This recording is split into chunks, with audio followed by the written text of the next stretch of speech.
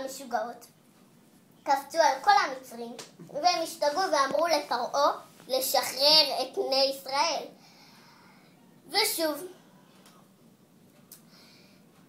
משה הלך לדבר עם פרעה, והוא לא הסכים לשחרר את בני ישראל ממצרים.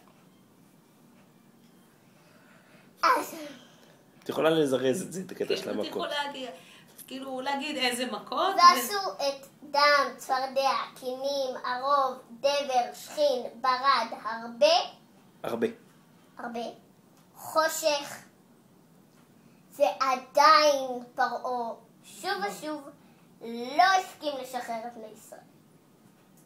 צריכה להיות מוכן. משה הלך לפרעה ואמר לו שאם הוא לא משחרר את בני ישראל, תוטל על העם שלו המכה הכי קשה, מכה עשירית, מכת בכורות.